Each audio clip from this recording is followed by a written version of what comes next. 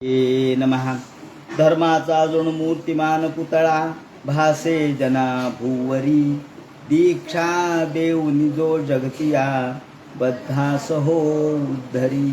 वाणीने वदता भागवती कथा व्यासा प्रती भासला. तो हा गुरुश्री जनार्दन असा पाटांगणी शोभला. सद्गुरुनाथ महाराज की जय. हरे नमः. उद्धवोवाच कथितत्वानि विश्वेश संख्याता नृषभे प्रभो. नैवेकादश पंचात्रिण्यात त्वमी नवैकादश पंचात्रिण्यात त्वमिह विशुश्रुम. भगवान वेदव्यास वर्णन करून सांगू लागले. शुकाचार्य राजा परीक्षितीला आणि सूत शौनकादिकाला सांगतात. ज्याप्रमाणे भगवान गोपाल कृष्णाने उद्धवाला ज्ञान सांगत असताना वाचा कशी पुष्पित असावी आणि पुष्पित वाचा म्हणजे अलंकृत भाषा आणि एवं पुष्पित या वाचा व्याक्षिप्त मनसाम नृणाम. ह्या पुष्पित वाचेमुळे जी अलंकारिक भाषा आहे त्यामुळं व्याक्षिप्त मनसाम नृणाम माणसाचं मन हे त्यामध्ये आकृष्ट होतं आणि या सौंदर्य संपन्न भाषेच्या मध्ये माणूस अडकतो. तस्यांत योगुयास महाशाला महाकुला. या ठिकाणी ते म्हणतात की माणसाचं चित्त क्षुब्ध होतं आणि त्यामुळं आपण परोक्षवादारुषया वेदांनी परोक्ष भाषा स्वीकारलेली आहे. परोक्ष प्रिया इव हि देवाः. ज्याप्रमाणे भगवंतानी गायत्री उष्णिक या छंदाच्या द्वारे वेदांनी आपलं ज्ञान प्रगट केलेलं आहे. त्यानंतर भगवंतांनी गुणसाम्य या संबंधीचं विवरण केलेलं आहे. त्याचप्रमाणे एकादश आत्मासौ हे 11 इंद्रिय पंचज्ञानेंद्रिय पंचकर्मेंद्रिय आणि मन अशा 11 इंद्रियाच्या द्वारे हा सगळा व्यवहार कसा चालतो आणि त्याचा आरोप आपल्या आत्म्यावर आपण कसा करतो. वास्तविक आत्मा या सुखदुःखाला कारणीभूत नाही आहे, परंतु आपण तो आरोपित करतो. आपण तो आपलाच आहे असं समजतो. आपण तो या सुखदुःखाला आत्म्याला जबाबदार धरतो आणि आत्मा ज्याप्रमाणे एखादं लोखंड आपण तापवलं म्हणजे लोखंडाची पळी तापली, पण या ठिकाणी काय झालं तर अग्नीचा प्रवेश लोखंडामध्ये झाला. वास्तविक पळी किंवा पातेलं हे पोळत नसतं. पातेलं पोळलं असं आपण म्हणतो, हे चुकीचं आहे. पातेलं कसं पोळेल, पळी कशी पोळेल, मग काय पोळतं तर त्याच्यातला अग्नी पोळतो. परंतु आपण म्हणताना मात्र काय म्हणतो, पातेलं पोळलं पळी पोळली. स्थाल्यग्न तापात पयसोभी तापात तस्तापतस्तंडुल गर्भरंधी.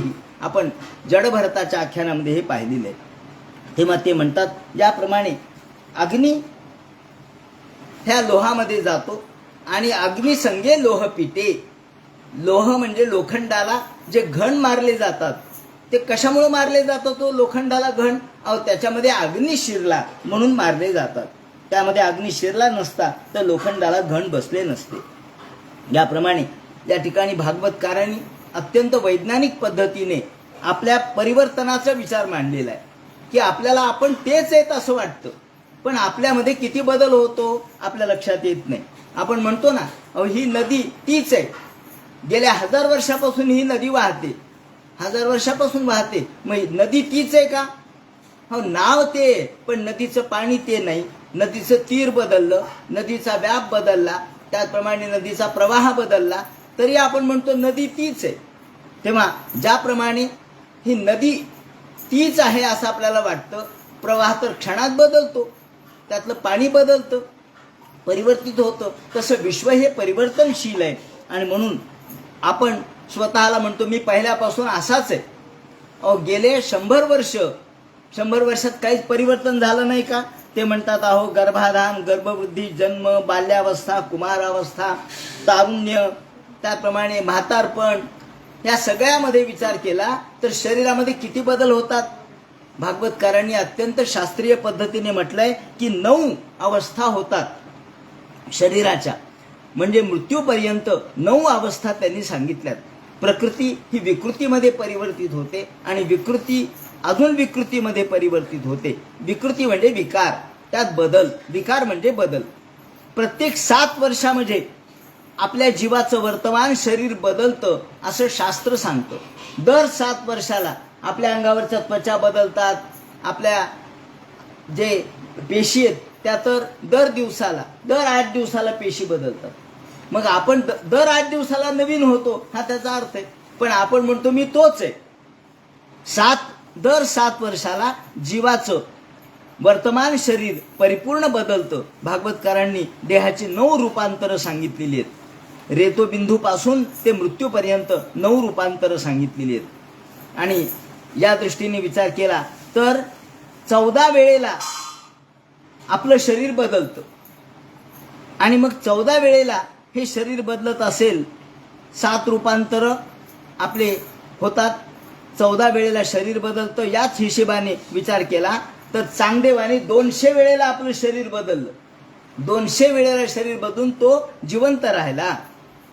आणि हे मुद्दाम सांगितलं पाहिजे की शेक्सपियरनी आपल्याला 7 रूपांतरं सांगितलेली आहेत. शेक्सपियर सारखा आधुनिक काळामधला इंग्रजी तत्वज्ञ, शास्त्रज्ञ किंवा कवी, नाटककार त्यांनी देहाची 7 रूपांतरं सांगितली आहेत आणि भागवतकारांनी 9 सांगितली. तुम्ही म्हणाल 9 कोणती सांगितली?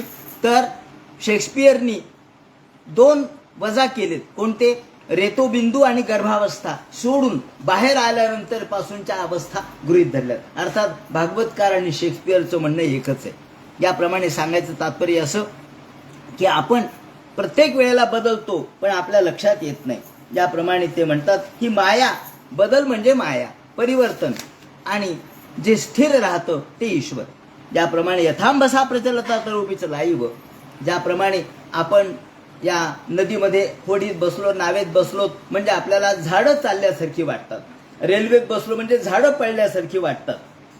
वास्तविक झाडं पळत नाहीत तर आपले डोळे गरगर फिरतात. चक्षुषा भ्राम्यमानेन, आपले डोळे फिरतात आणि आपल्याला झाडं पळाल्यासारखी वाटतात. हे खरं आहे का? नाही, ही माया आहे. तसंच हा जग सुद्धा माया आहे असं त्यांनी म्हटलं. आणि मग या ठिकाणी ते म्हणतात, मी तुला एक जुना इतिहास सांगतो म्हणून गोपालकृष्ण सांगतात, उज्जैन नगरामध्ये, अवंती नगरामध्ये एक कदर्यू नावाचा ब्राह्मण राहत होता. वातावृत्ते कदर्युस्त कामी लुब्धो की कोपनाहा.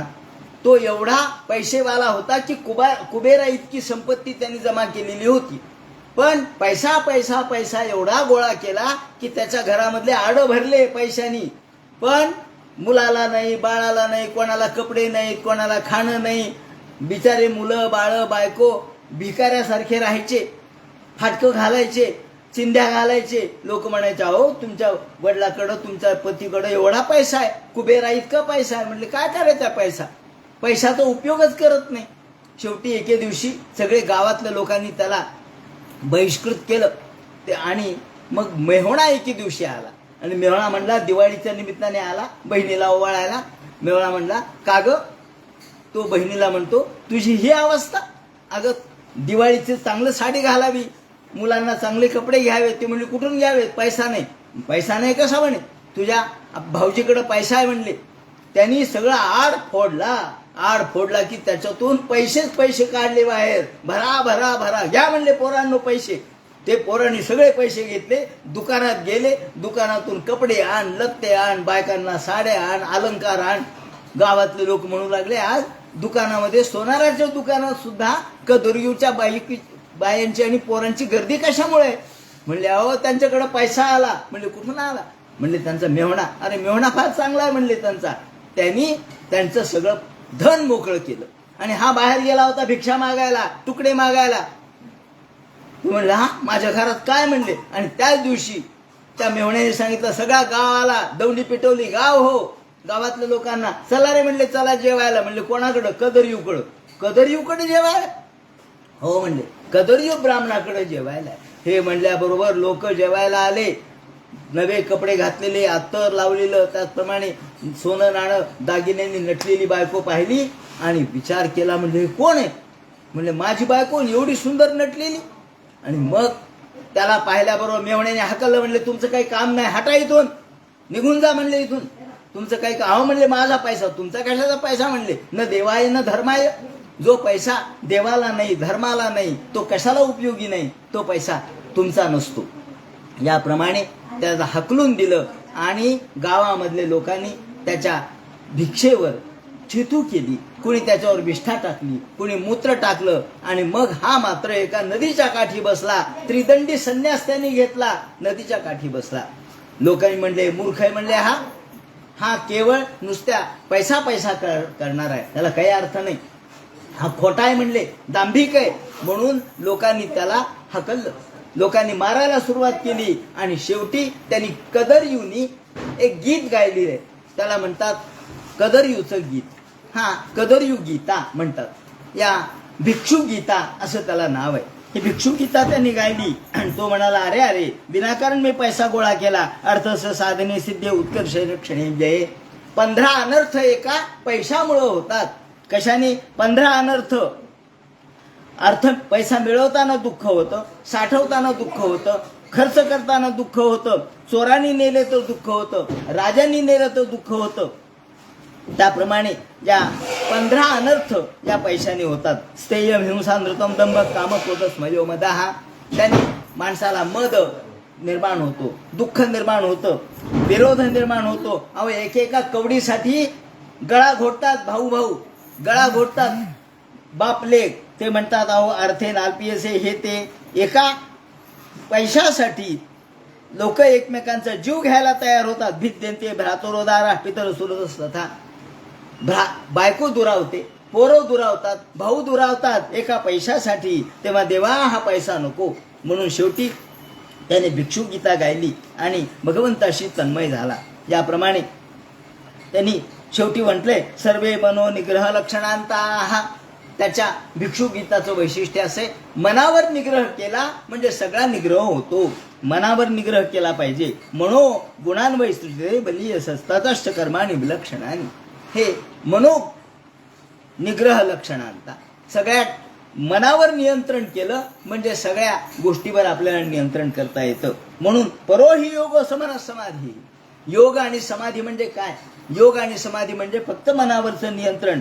मनोवशेन्य हे भवस्मदेवा. मन एवढं दुर्धर आहे की ते आपल्या हातामध्ये येऊ शकत नाही. मन वश करता येणं अवघड आहे.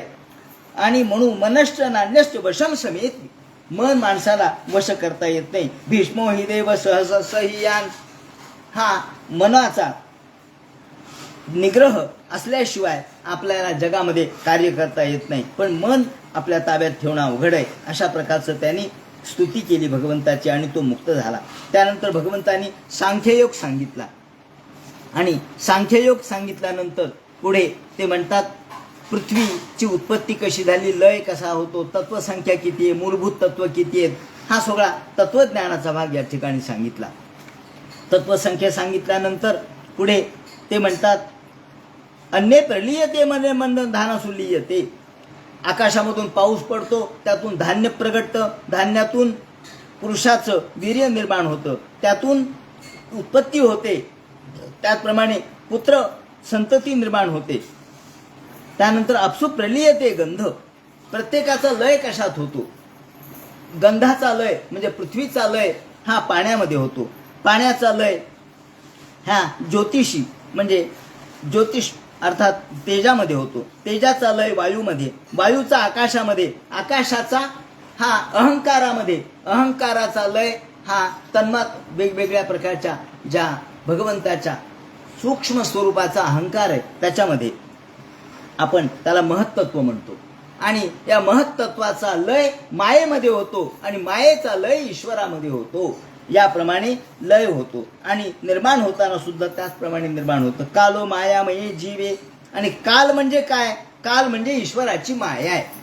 काळ निर्माण झाला की समजायचं तिथून जीवन सुरू झालं. आपण काळ मोजतोच ना, किती वयाचा आहे, कशाहून जन्माला आल्यानंतर सुरू झालं, किंवा गर्भावस्थेमध्ये सुद्धा 9 महिने तो कालच आहे. याप्रमाणे काल म्हणजे माया आणि ती विश्वनिर्मितीच्या वेळेला माया निर्माण झालेली आहे. त्यानंतर 3 गुणांचं वर्णन त्यांनी केलंय. सत्व रजत तम हे 3 गुण. आणि मग 3 गुणांच्या मध्ये 3 गुण कसे आहेत? अहो प्रत्येकामध्ये 3 गुण आहेतच. कोणकोणते? ते म्हणतात देवांच्या मध्ये सत्व गुण आहे, असुरांच्या मध्ये रजो गुण आहे आणि त्याचप्रमाणे भूत प्रेत यांच्यामध्ये तमोगुण आहे. त्याप्रमाणे सत्व म्हणजे जागृती. आपल्याला सकाळी जाग आली की समजायचं सत्वगुण सुरू झाला, झोप आली की समजायचं तमोगुण सुरू झाला. प्रस्वापम तमसा जंतु स्तुर्यंतीषु संततम. याप्रमाणे सात्विक अन्न खाल्लं म्हणजे सात्विक वृत्ती तयार होते. त्याप्रमाणे हे या ठिकाणी ते सांगतात, भगवंत म्हणतात उद्धवा मदर्पणम निष्फलम वा. सात्विकता म्हणजे मला अर्पण करणे, सगळ्या वृत्ती मला अर्पण करणे ही सात्विकता आहे. कर्म करून काहीतरी इच्छा मनामध्ये बाळगणे हा राजस धर्म आहे. राजस म्हणजे मनामध्ये काही इच्छा आहे, संकल्प केलेला आहे, तो राजस आहे. आणि एखाद्या बकरं मारणे, कोंबडं मारणे हा सगळा प्रकार काय, हा तामस आहे.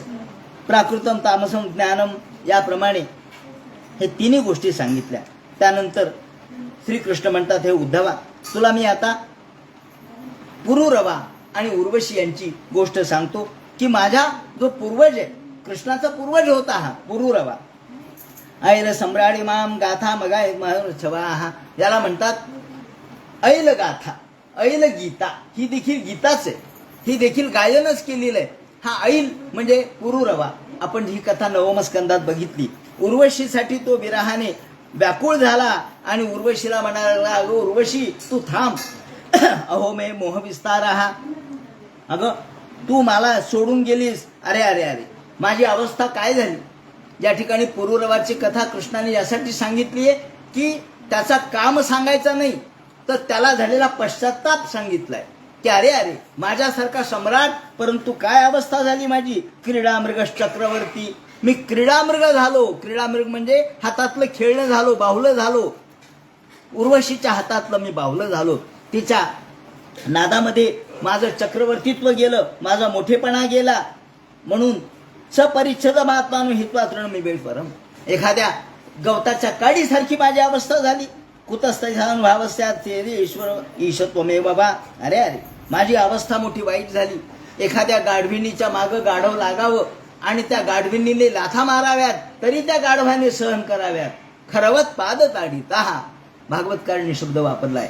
यावर ज्ञानेश्वर माऊलींनी एक ओवी लिहिलेली आहे, खरी टेको नेंदी उडे. खरी म्हणजे गाढवी. खरी टेको नेंदी उडे, लाथो निफोडी नाकाडे.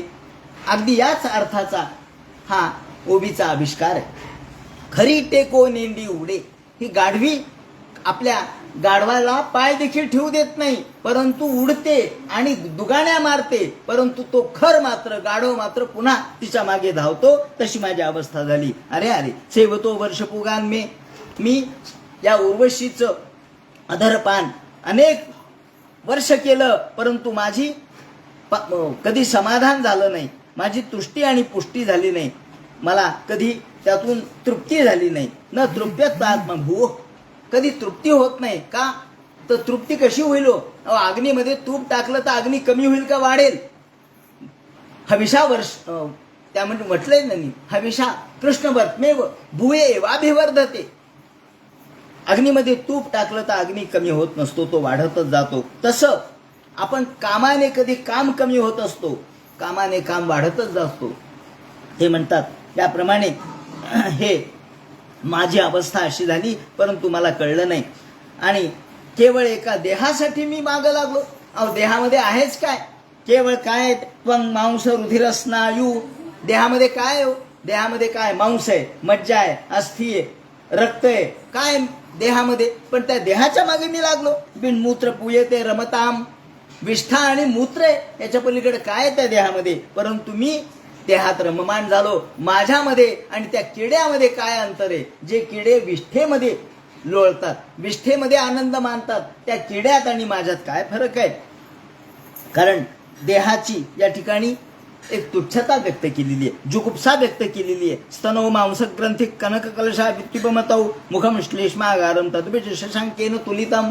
अहो कवी त्याला म्हणत असतील एखादी चंद्रमुखी, परंतु शेवटी श्लेष्मागारम आणि स्तनो मांसग्रंथी. स्तन म्हणजे मांसग्रंथी आहेत, परंतु त्याला कनक कलशा वित्युपमतौ. कवी त्याला कलश म्हणून वर्णन करतात, कनक कलश म्हणून वर्णन करतात. आणि श्रवण मूर्त क्लिन्नम करिवर कर मूत्र क्लिन्नम, ज्यामध्ये मूत्र आहे त्याचप्रमाणे घाण आहे, अशा मांड्यांना आणि अशा गोष्टीला केवळ कदली स्तंभ म्हणून वर्णन करतात कवी, परंतु ते मूर्खपणा आहे. याप्रमाणे भगवंताच्या नादामध्ये हा लागला आणि मुक्त झाला. संतो दशिंत चक्षुंशी, श्रीकृष्ण म्हणतात संत हे दिशा आहेत, संत हे मार्गदर्शक आहेत. बहिरर्थात समुत्थिता, ज्याप्रमाणे हा सूर्य, आकाशातला सूर्य जग प्रकाशित करतो, तसा संत जगाला प्रकाशित करतात. कशाने? ज्ञानदीप लावू जगी. ज्ञानदीप लावून संतांनी ज्ञानाचे दिवे लावले, ज्ञानाची दिवाळी केली. याप्रमाणे संतो दिशंती चक्षुंशी बहिरर्क समुत्थिता देवता बांधवा संत संत आत्मा मय बच, याप्रमाणे भगवंतांनी सांगितलं. नंतर क्रियायोग सांगितला. क्रियायोग म्हणजे काय? पूजा अर्चा कशी करावी, पंचोपचार पूजा कशी करावी, षोडशोपचार पूजा कशी करावी, वैदिक तांत्रिक, त्याप्रमाणे वेगवेगळ्या लोहमयी, काही मूर्ती धातूच्या असतात, काही पितळाच्या आहेत, काही तांब्याच्या आहेत, काही सोन्याच्या आहेत, काही दगडाच्या आहेत, काही वालुकेच्या आहेत. त्यांच्या पूजा अर्चा कशी करावी हे सांगितलंय. त्यानंतर भूर्यप्य भक्तोपृतम नमे तोषाय कल्पते, भगवान म्हणतात मला भरपूर काही द्यावं असं काही नाही. अहो मला सोन्याने मढून टाकलं म्हणून मला काय त्यात जास्तपणा येणार आहे का? अहो माझ्याकडे भरपूर सोन आहे, सोन्याने मढवलं म्हणून नाही. एक पत्रम पुष्पम फलम तोयम यो मे भक्त्या प्रयच्छती, भक्तीने मला नुसतं तुळशीचं पान जरी अर्पण केलं तरी भूयोपभक्तोपहृतम, मला भूर्य द्यायची गरज नाही, खूप द्यायची गरज नाही, केवळ भक्ती तुमची पाहिजे. आणि भक्ती असेल तर मला ती अंतःकरणामध्ये प्रिय होते. भूर्यप्य भक्तोपहृतम नमे तोषाय कल्पते. म्हणून गंध पुष्प धूप दीप आपण म्हणतो ना, अहो काय हो आज गंधच विसरलं, बरं ते म्हणे विसरू द्या, धूपच नाहीये मग नसू द्या, मनाने धूप अर्पण करा, मनाने दीप अर्पण करा. हा दीप कशाचा आहे? आपल्या अंतःकरणाचा आहे. म्हणून आपण देवाला ओवाळतो, काकडा ओवाळतो. कशाचा? प्राणाचा. आपण प्राणाचा काकडा, वृत्ती म्हणजे वाती, आपण वाती ज्या करतो ना ती वृत्ती आहे. ह्या वृत्तीने देवाला ओवाळा. वातीने तर आपण ओवाळतोच, पण ते वरवरचं झालं. खरं म्हणजे ह्या वृत्तीने भगवंताला ओवाळलं पाहिजे. असो, ज्याप्रमाणे सुदर्शनम पांचजन्यम, त्यानंतर भगवंताने आपली पूजा वगैरे कशी करावी, तसं ज्ञान कसं करावं ते सांगितले. ध्यायन अभ्यर्थ दारुणी हविषाभिकृत अनिच, ज्याप्रमाणे भगवंतानी या ठिकाणी साष्टी मुक्तीचा उल्लेख केलेला आहे. हा एक महत्वाचा मुद्दा आहे. आपण एरवी 4 मुक्ती मानतो, सलोकता, समीपता, त्याचप्रमाणे स्वरूपता आणि सायुज्यता. पण कपिल महामुनींनी साष्टी नावाच्या 5व्या मुक्तीचा उल्लेख केलेला आहे. तो उल्लेख या ठिकाणी भगवंतांनी सुद्धा केलेला आहे. क्षेत्रापण पुरग्रामान दत्वा मरसाष्टीत आम्ही यात, मी त्याला साष्टी मुक्ती देतो. साष्टी म्हणजे माझ्यासारखं वैभव. साष्टी या शब्दाचा अर्थ दानपात्र, ग्रामदान, शेतीदान. भक्ती करायची म्हणजे कशी करावी हो, आम्हाला वेळच नाही भक्ती करायला. नका करू ना, मग तुम्ही काय करा, तुम्ही एखादं जमीन दान द्या देवाला, देवाला जमीन दान करा आणि सांगा की या जमिनीवर येणाऱ्या उत्पन्नातून देवाची पूजा अर्चा अखंड चालू द्यावी. पंढरपूरला नाही का दान दिले, 84चा शिलालेख म्हणजे काय? 84चा शिलालेख लोक त्याला पाठ घासतात, 84 योनीतून मुक्त व्हावं म्हणून. पण तसं नाहीये. त्यामध्ये सगळ्या दान धर्माचा उल्लेख आहे. किती दान दिलेत, कोणकोणत्या जमिनी दान दिल्यात, आणि दान दिलं, दानपत्र दिलं म्हणजे काय होतं, जन्मभर तुम्ही असेपर्यंत तुमच्या 10 पिढ्या भगवंताची सेवा अखंड चालू राहते. असं जर तुम्ही केलं तर मी त्याला साष्टी मुक्ती देतो, म्हणजे वैभव प्राप्त करून देतो. त्यांच्या मुलाबाळापर्यंत मी त्यांना कधी कमी पडू देत नाही. दानपत्र, ग्रामदान करा, शेतीदान करा, मी त्यांना ऐश्वर्य देतो. असो, ज्याप्रमाणे नंतर परमार्थाचं निरूपण केलेलं आहे. आणि त्यानंतर भगवान म्हणतात, जोपर्यंत देहेंद्रिय प्राणरात्मन संकर्षणम सन्निकर्षणम, या ठिकाणी महत्वाचा मुद्दा असा आहे, सन्निकर्ष. सन्निकर्ष म्हणजे जवळ जवळ. आपण प्राण, मन, बुद्धी, इंद्रिय आणि आत्मा हे इतके जवळ आहेत की सगळे एकच वाटतात आपल्याला. वास्तविक आत्मा त्यापासून भिन्न आहे, पण ते जवळ जवळ असल्यामुळं एकमेकाचा परिणाम एकमेकावर होतो. म्हणून संसार फलवाम सावध पार्थो विवेकिनः, जोपर्यंत आपल्या मनामध्ये भ्रम आहे तोपर्यंत हा संसार आहे. जोपर्यंत नानात्व आहे तोपर्यंत हा संसार आहे. त्याप्रमाणे ध्यायतो विषय नसत स्वप्ने नर्था गमो यथा. एकमेकांचा एकमेकावर आपण आरोप करतो, ज्याला आपण अध्यारोप असं म्हणतो. एकमेकांचा एकमेकावर आरोप केला की त्यातून या एकमेकांची, आता हे एक छोटासा दृष्टांत सांगितल्याशिवाय पर्याय नाही, 2 मिनिटामध्ये तो दृष्टांत सांगतो. एकदा घटना अशी घडली की 2 बहिणी होत्या. जुना काळ आहे, त्या जुन्या काळामध्ये दोघी बहिणी एकमेकांच्यापासून खूप दूर राहत होत्या आणि त्यांची भेटच घडली नाही. गेल्या 2, 4, 5 वर्षात एकमेकींची भेट नाही. त्यांचं ख्याली खुशाली कळत नव्हती. जुन्या काळामध्ये पत्राशिवाय पर्याय नव्हता, पत्र उत्तर करायची. एके दिवशी हिला वाटलं की आपण आपल्या बहिणीला भेटावं, म्हणून ती निघाली. आता काय म्हणले, बायकांना फुकट प्रवास आहे म्हणले, मग चला. ती निघाली. उन्हाळ्याचे दिवस होते, गर्दी होती गाडीला प्रचंड. आता बायकांचीच गर्दी, गाडीला गर्दी होती, उन्हातानाची वेळ होती. ती निघाली भरा भरा भरा. नवऱ्याला सांगितलं मी माझ्या बहिणीकडे जाते, तोपर्यंत तुम्ही कुठेही डबा लावा. आणि ही जे निघाली, आता पैशाची गरजच नाही म्हणले, काय नाही, फुकट प्रवास आहे.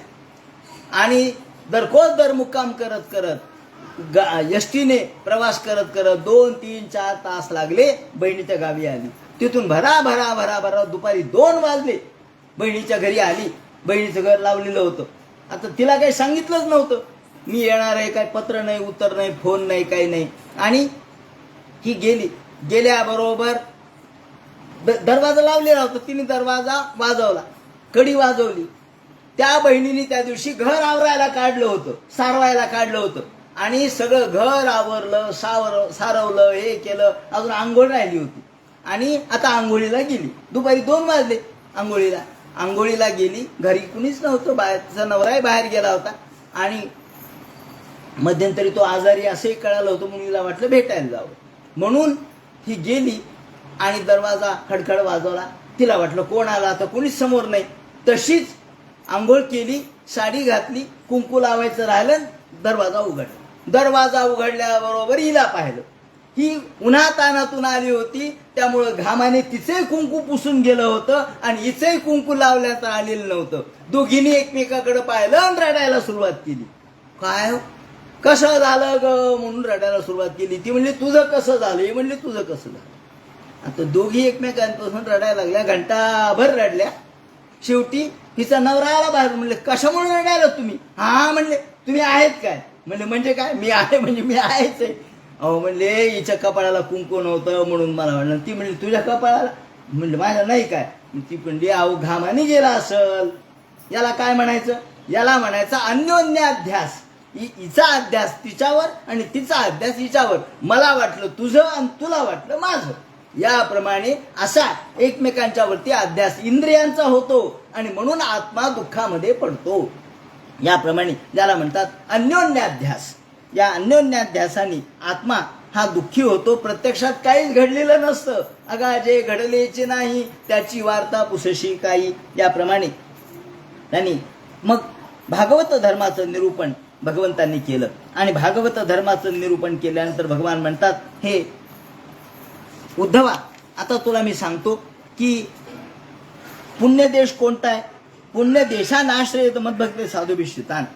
जिथे पुण्य देश आहे अशा ठिकाणी तू राहा. जिथे साधूंची संगती आहे अशी साधूची संगती कर. ज्ञानेश्वर माऊलींनी नाही म्हटलं का काय की मांदियाळी असली पाहिजे. ही सगळ्यांची मांदियाळी जर असेल, सगळ्यांची संगत असेल तर माणसाला सत्कर्माला प्रवृत्ती होते. आता ते म्हणतात तू आता या ठिकाणी तुझं ज्ञान ग्रहण केलंस. देवासुर मनुष्येषु इथे सर्वाणी भूतानी मद्भावेन महाद्युते. आता तू इथं तू ज्ञान ग्रहण केलंस, तुला हे ज्ञान प्राप्त झालं तर तू ग्रहण केलंस का. तो म्हणाला हो मी सगळं ग्रहण केलं. यत् सत्यम अमृते मर्ते नाप्नोति मामृतम एष ते विहित कृष्ण ब्रह्मावाद संग्रह. ते म्हणतात हा जो अविनाशी देह आहे त्या अविनाशी देहाने देह विनाशी आहे आणि तत्व अविनाशी आहे. विनाशी देहाने अविनाशी तत्व आत्मसात केलं. ते म्हणतात यत् सत्य मृते नेह मर्ते नाप्नोति मामृतम. अविनाशी असणारं तत्व विनाशी देहाने आत्मसात करायचंय आणि त्यातून अमृतत्व प्राप्त करायचंय. जसं आपण पूजा करतो, मूर्ती वाळूची असते वाळूची मूर्ती, वाळूची पूजा करतो, पण वाळूमध्ये समाविष्ट होते, पण पूजा ईश्वराला पावते. त्याप्रमाणे ते म्हणतात हा जो उद्धवाने सगळं ज्ञान ग्रहण केलं आणि ते म्हणतात, उद्धवा आता तू अधिकारी झालास, तू ज्ञानाचा अधिकारी आहे, ज्ञानाची पात्रता तुझ्या अंगी आलेली आहे आणि या विनाशी असणाऱ्या देहाच्या द्वारे अविनाशी तत्व आपल्याला प्राप्त करायचंय आणि हे ज्ञानाच्या द्वारे हे अविनाशी तत्व प्राप्त होतं, साधनाच्या द्वारे साध्य प्राप्त करायचे. म्हणून आता तू इथून पुढे तुला मी सांगतो त्याप्रमाणे तू आता समग्र ज्ञान ग्रहण केलंस, तुला पात्रता प्राप्त झाली. पण पात्रता म्हणजे काय? पात्र असलं पाहिजे माणसाने. पात्र म्हणजे तो योग्य पाहिजे. जर पात्र फुटका असेल तर उपयोग नाही. उद्धव फुटका नव्हता, उद्धव परिपक्व होता. ज्ञान परिपक्व पाहिजे. पण तू सुद्धा हे ज्ञान बाकी कोणालाही सांगू नको. अशिष्यायन देयम. अशिष्य जे ज्ञानी नाहीत किंवा जे समर्थ नाहीत, जे त्याला तुझ्या उपदेशाला पात्र नाहीत, त्याला अपात्राच्या ठिकाणी हे ज्ञान सांगू नको. आता तू जा बदरिकाश्रमामध्ये जा आणि बदरिकाश्रमामध्ये तिथं माझं नित्य वास्तव्य असतं, त्या ठिकाणी तू जा असं म्हणून उद्धवाला आज्ञा दिली. उद्धव म्हणाला, देवा अहो तुमच्या या चरणाला मला सोडवत नाही. कृष्ण म्हणाले, तुझं ज्ञान आता तुला मी दिलेलं आहे, सगळं ज्ञान तुला दिलंय, तू सगळं ग्रहण केलंयस, आता जा, माझा आदेश आहे. त्याप्रमाणे सांगितलं आणि उद्धव म्हणतात की देवा मला तुमचे पाय सोडवत नाहीत. शुकाचार्य म्हणतात, परीक्षिते उद्धवाच्या डोळ्यातून घळघळ अश्रुधारा लागू लागल्या. त्या अश्रूंनी त्यांचे पाय, त्यांचे चरण भगवंताचे त्यांनी भिजवून टाकले आणि उद्धव म्हणतो, देवा मला सगळं ज्ञान प्राप्त झालं खरं, पण मला तुमचे पाय सोडवत नाही, मी तुमच्या पायापासून दूर जाऊ इच्छित नाही. कृष्ण म्हणाले, नाही, आता तुझी माझी आज्ञा आहे, या ज्ञानाचा प्रसार तू जगामध्ये कर. वल्कलनेस त्या ठिकाणी मिताहार घे, फळं वगैरे काय खायचे ते खा, परंतु तिथे तू राहा आणि धर्माचा प्रसार कर, ज्ञानाचा प्रसार कर. आणि मग असं म्हटल्यानंतर शुकाचार्य म्हणतात, परीक्षिते भगवंताचे पाय त्याने आपल्या डोक्यावर घेतले, भगवंताच्या पादुका डोक्यावर घेतल्या, पुन्हा पुन्हा नमस्कार केला. या ठिकाणी कृच्छ्रम ययो मूर्धनी भर्तृपादुके. कृच्छ्रम कठीण वाटलं त्याला, या भगवंताचं वियोग सहन होईना, भगवंताला सोडून जायला त्याचं मन तयार नव्हतं, पण आदेश आहे देवाचा म्हणून सांगितलं. आणि मूर्धनी भर्तृपादुके, पुन्हा पुन्हा आपल्या डोक्यावर कृष्णाचे पाय घेतले, कृष्णाच्या पादुका घेतल्या आणि तिथून तो निघाला. या ठिकाणी कृष्णाने सांगितल्याप्रमाणे आणि तो निघाल्यानंतर इकडे उद्धव निघून गेला आणि राजा म्हणतात, मग पुढे काय झालं ते आम्हाला सांगा. कृष्णाने निर्याण कसं केलं ते आम्हाला सांगा. असं म्हटल्यानंतर ऋषींनी सांगायला सुरुवात केली. दिव्य भुवेंतरिक्षे महोत्पातांसमोर ठिकाण, त्या ठिकाणी मोठमोठे उत्पात होऊ लागले आणि सगळी द्वारका आता 7 दिवसात बुडणार आहे, फक्त सुधर्मा सभा भगवंताची राहणार आहे, बाकी सगळं बुडणार म्हणून सांगितलं. याप्रमाणे मोठ्या मोठ्या समुद्राच्या लाटा येऊ लागल्या आणि ही घटना खरी आहे.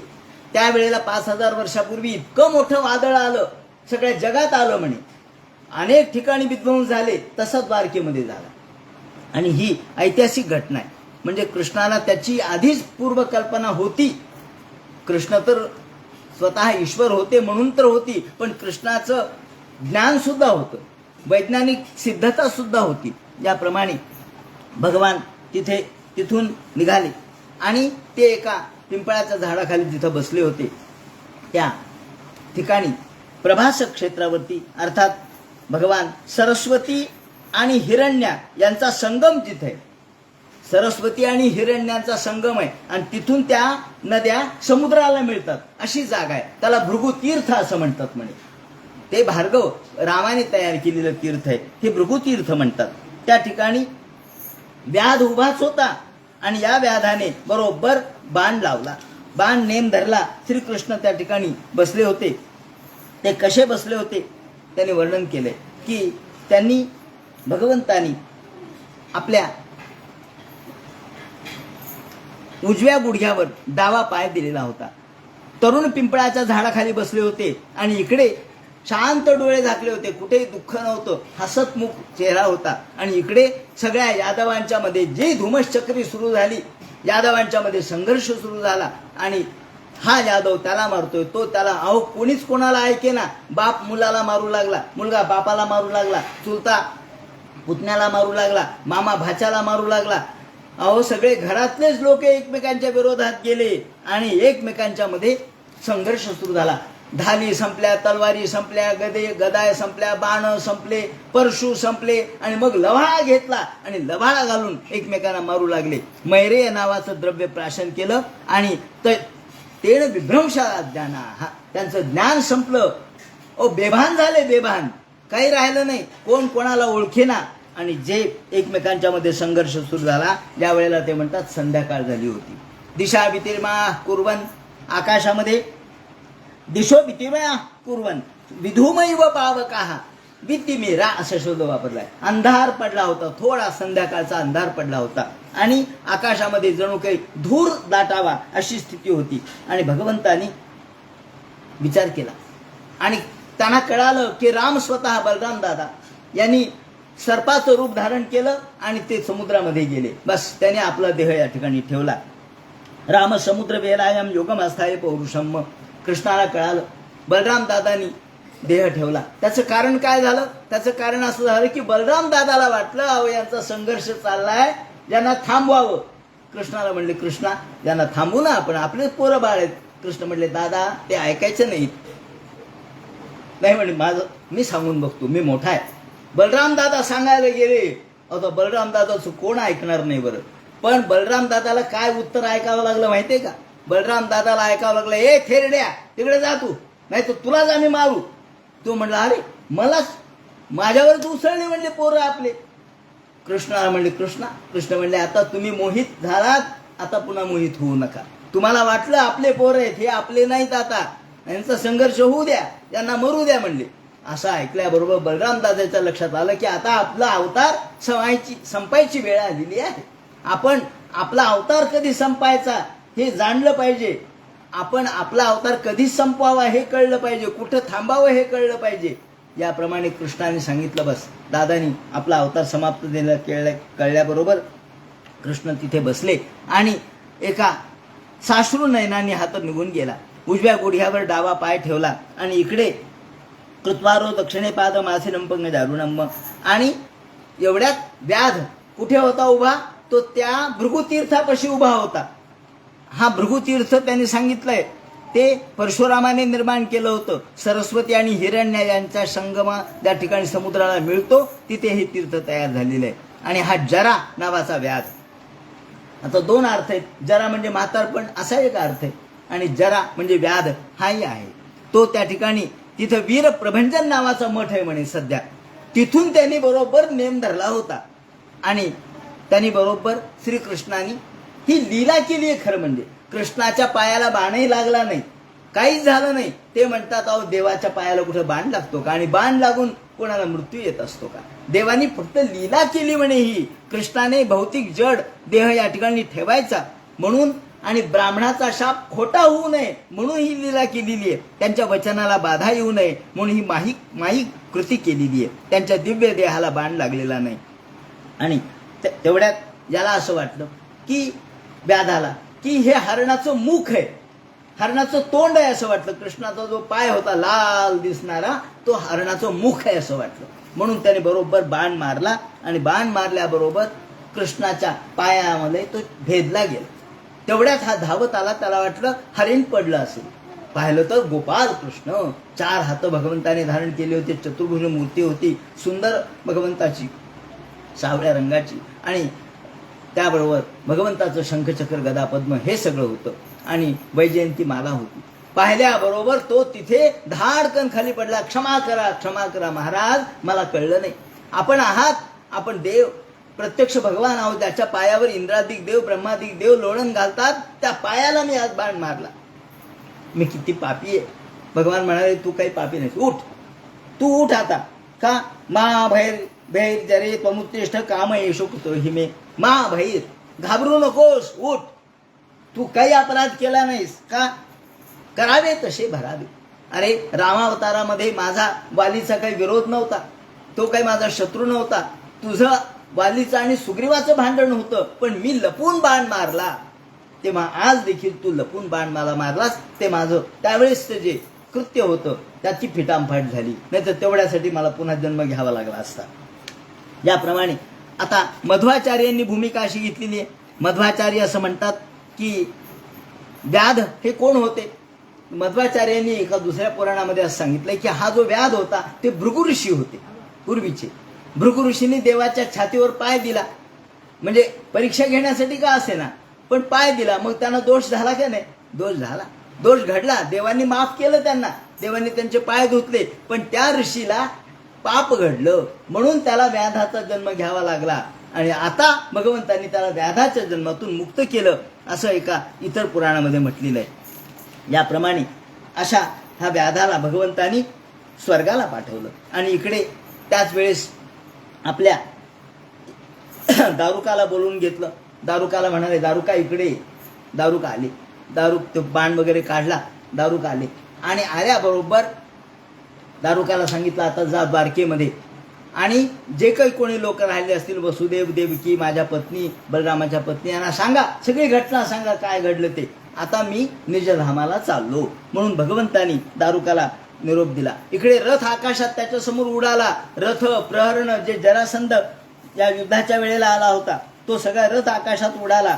आणि इकडे शुकाचार्य म्हणतात, परीक्षिते, आकाशामध्ये सगळे देव जमा झाले, ब्रह्मादिक देव जमा झाले आणि सगळे विचार करू लागले. आता यावेळेला श्रीकृष्णाचं वैशिष्ट्य असं आहे की श्रीकृष्णाने जे जे केलं त्याचं विसर्जन केलं. जे जे घेतलं ते सगळं सोडलं. आपल्या गोकुळामध्ये त्यांनी बासरी वाजवली, पण मथुरेत आल्यावर बासरी हातात घेतली नाही. पुन्हा कधी बासरी वाजवत कृष्ण बसलेत असं दिसलं नाही. का? ज्या वेळेला जे करायचं त्यावेळेला ते केलं, बासरी सोडली. त्यानंतर युद्ध करताना सगळं युद्ध कौशल्य केलं, पण महाभारत युद्धाच्या वेळेला न धरी शस्त्र करी मी, गोष्टी सांगेन युक्तीच्या चार, म्हणून शस्त्र संन्यास घेतला. म्हणजे विसर्जन केलं. जे जे केलं ते विसर्जन. अहो, अर्जुनाला यत्र योगेश्वर कृष्ण यत्र पार्थो धनुर्धरा, त्याला योग मार्ग सांगितला, ज्ञानमार्ग सांगितला. अशा ज्ञानमार्ग, योग मार्ग असणाऱ्या ज्ञानी माणसाला योग समाधीने त्यांनी आत्मा ब्रह्मांडाला न्यायला पाहिजे होता. योग समाधीने आपला देह जाळून भस्मसात करायला पाहिजे होता, पण तो केला नाही.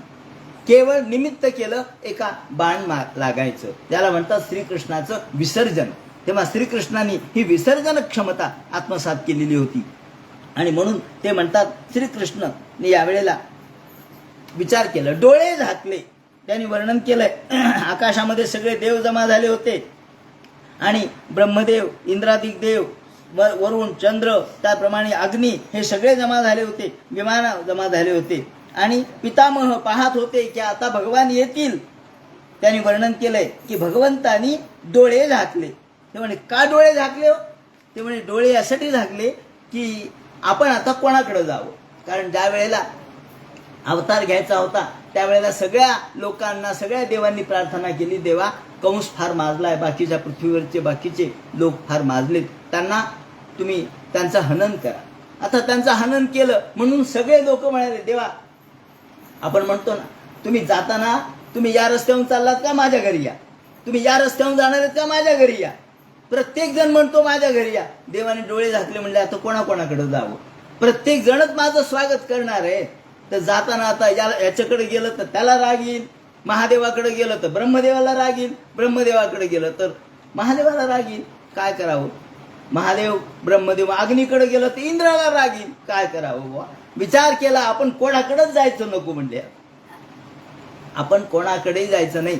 आणि भगवंतानी म्हणून डोळे झाकले, असं या टीकाकारांनी, श्रीधराचार्यांनी म्हटलंय. याप्रमाणे योग धारणा अग्नेया, त्यांनी शब्द असा वापरलाय की भगवंतानी योग धारणा करून अग्नीने आपला देह भस्मसात करायला पाहिजे होता, पण तो केला नाही. कारण भगवंतासारखा देह पुन्हा होणार नाही. भगवंतासारखा देह तो चिन्मय देह होता. तो काय जड देह होता का म्हणे भस्मसात करायला? तो जड देह नव्हता, तो चिन्मय होता. आणि म्हणून अग्नी त्याला स्पर्श करू शकत नव्हता. तो चिन्मय देह होता, अग्नीचा स्पर्श त्याला होऊ शकत नव्हता. अहो, ज्यांनी 12 गाव अग्नी गिळला तो देह होता तो. म्हणून ते म्हणतात, योग धारणया ज्ञेया दग्धा धामा विशत्स्वकम. आणि भगवंतानी योग धारणा केली, पण देह दग्ध न करता चिन्मय देह जे तिथून भगवंत गुप्त झाले. सगळे म्हणले कुठे गेले कुठे गेले आहो. कोणी म्हणले इथं आहेत, कोणी म्हणले तिथे आहेत. आकाशामधल्या विजेचा जसा आपल्याला पत्ता लागत नाही, वीज कुठून निर्माण झाली आणि कुठं गुप्त झाली हे जसं कळत नाही. अविज्ञात गतिम कृष्णम ते म्हणतात. सौदामन्या यथाकाश यांत्या हित्वा ब्रह्मंडलम गतिर्न लक्ष्य मर्ते तथा कृष्णस्य दैवतैः. गोपाल कृष्ण भगवान की जय. कृष्णाची गती अविज्ञात आहे, कोणाला कळणार नाही. अहो दृष्टीचं पातं लवतं न लवतं तोच. एखादी वीज जशी चमकून जावी, आकाशात चमकते एवढं दिसतं, पण ती कोणत्या बाजूला गुप्त झाली हे दिसत नाही, कळत नाही. तसा भगवान हा जे तिथून गुप्त झाले ते कोणालाच दिसले नाहीत.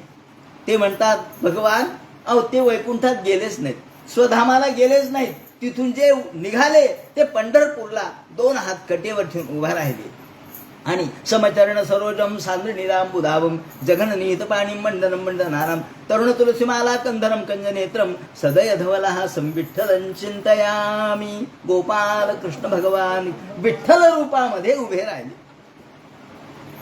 आणि मग सर्व लोकांना आश्चर्य वाटलं. त्यानंतर मर्त्यनयो गुरुसुतम. त्यानंतर इकडे दारुक आले. दारुकांनी वसुदेवादिकांना सांगितलं. त्यांना दुःख झालं आणि त्यांनी आपापला देह या ठिकाणी योगाग्नीने भस्मसात केला. रुक्मिणी वगैरेंनी त्या ठिकाणी सहगमन केलं, रामाच्या स्त्रियांनी सहगमन केलं.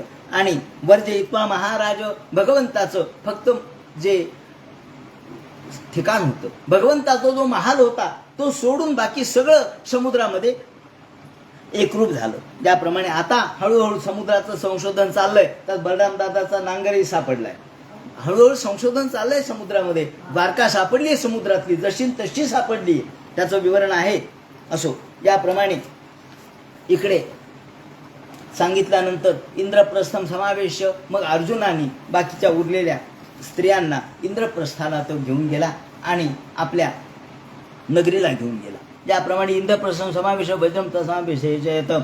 इंद्रप्रस्थाला वज्र नावाचा जो भगवंताचा हा वंशज आहे, तो वंशज वज्र त्या ठिकाणी पुढच्या युगामध्ये चंद्रवंशासाठी ठेवला. आणि श्रुत्वा सुरत राजन अर्जुनानी बाकी सर्व स्त्रियांना वगैरे घेऊन आपल्या या इंद्रप्रस्थामध्ये अर्जुन घेऊन गेले. ज्याप्रमाणे अर्जुनानी आपल्या दिल्लीला किंवा हस्तिनापुराला बाकीच्या सगळ्यांना घेतलं आणि धर्मराजाला ही गोष्ट सांगितली, जिथून आपण भागवताचा पहिला स्कंद सुरू केलेला होता. धर्मराजाला भगवंताचं झालेले निर्याण अर्जुनाने सांगितलेलं आहे. इत्थम हरेर भगवतो रुचिरावतार. त्या भगवंताचा हा अवतार वीर्याणी बालचरितानी च शंतमानी. भगवंताचा अवतार हा आपल्याला मुक्त करणारा अवतार आहे, आपल्या अंतःकरणामध्ये आनंद निर्माण करणारा, कल्याण करणारा अवतार आहे. आणि म्हणून भक्तिम पराम परमहंस गतौ लभेत. परमहंस गती आपल्याला प्राप्त करून देणारा हा अवतार आहे.